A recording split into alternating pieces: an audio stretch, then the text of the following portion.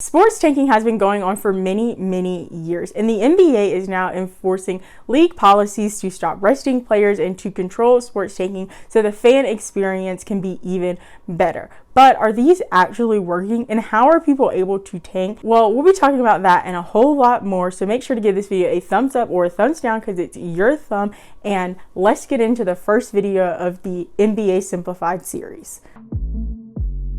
To make sure we're all on the same page, tanking in sports is when teams purposely try not to win. And this phenomenon has captured fans' attention for many years, which has led to websites just like this that show how teams may fall at the end of the season compared to their wins and their losses. The way teams do this in the NBA and other leagues are by resting their veterans and saying they're giving the young guys more playing time to help them grow, or overreacting to injuries that players have, or players are coming down with mysterious injuries that haven't been reported, and they called this load management. The term load management became popular in 2018 as the San Antonio Spurs head coach Greg Popovich saying that's what he was doing with players like Kawhi Leonard and other stars on the team. And this led to rules and policies being put in place in the NBA because of this load management thing. The NBA created their resting policy in 2017 and updated in the 2020-2021 season. This policy states that no star player can sit out during a nationally televised game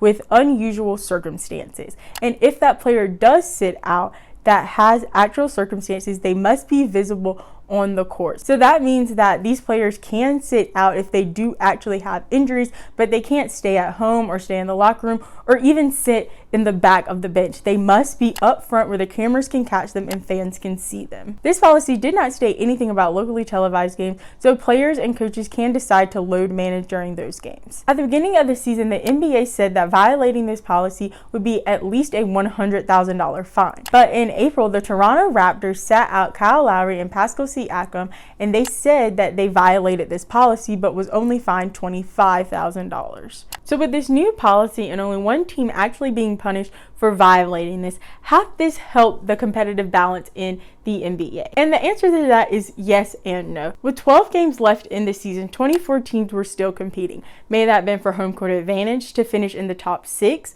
to get into the play-in, or to just completely avoid the play-in tournament. The no part of that answer would be as the Rockets did not do much this season to actually compete, as some say that them giving away Harden and not accepting the Ben Simmons deal for Harden and just trading him for first round picks, or as they just truly never tried to grow their team. And another team that people considered tank would have been the Oklahoma City Thunder, as they ended Al Horford's season in March, and other star players like Shai Gilgeous-Alexander did not play a considerable amount of games toward the end of the season. Tanking in the league started with the 1983-1984 Houston Rockets, when they went 20-26 at the beginning of the season and then rested their star players, which ended up giving them a 9-27 records for the last portion of the season. They did this to secure either Akeem Olajuwon or Michael Jordan in the 1984 NBA draft. That is the reason why the NBA has a draft lottery. To know more about the NBA draft lottery, make sure to subscribe and hit the bell because that will be the next video. Now that you know about tanking in the NBA, make sure to check out this video right here where I talk about the play-in tournament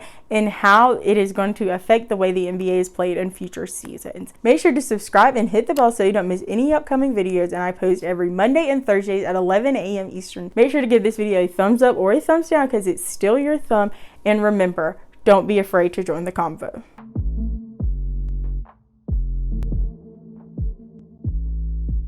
When nope, that's not it.